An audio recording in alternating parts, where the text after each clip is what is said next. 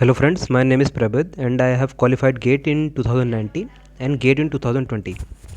Friends, as our results are out, we are normally confused which forms to fill and which forms to not. Okay, because all the forms are costly. They normally cost above 200 only. So we can't fill many forms. At that same time, we have to maximize the probability of our selection. So depending upon my experience in COAP and CCMT and other IITs and NITs and other places for the past 2 years, today I am going to tell you which forms to fill depending upon your GATE score.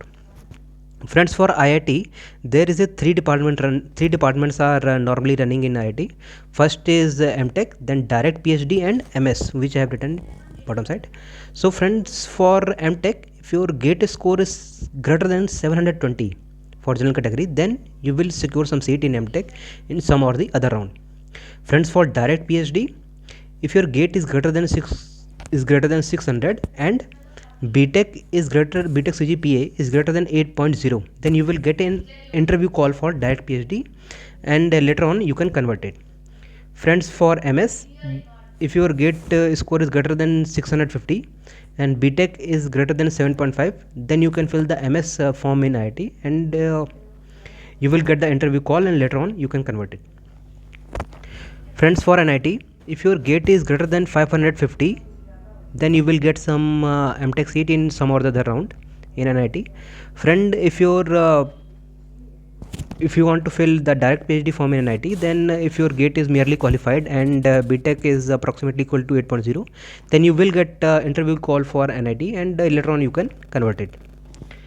Friends, for CSIR lab, if your for MTech course, if your GATE is greater than 400 and BTech is greater than 8.0, then you will get an interview call for MTech course and later on you can convert it. Friends, for integrated PhD, which is also known as RDP program, if your GATE is greater than 450 and BTech is lying between 8.0 to 8.5, then you will get an interview call and later on you can convert it. Friends, also I would like to tell that in stipend in RDP program in CSIR labs, it is 31,000 plus HRA, which is normally 5,000 and you per month, and you also guarantee 20,000 per month, which is a contingency grant, which is, so there is a very decent payment for IDP program in CSIR lab, and you can exit with MTech degree from CSIR labs after 3 years. And friends, I would also like to tell that some additional tips, that don't think of drop initially, you can think of drop later on also. Okay, first fill the forms, okay, and fill as many forms as you can and fill all the forms of your category so that we can get maximum number of calls, and that will maximize our probability of selection in IIT, NIT or some good institute. Okay, thank you friends, we will meet in some another video. Thank you friends.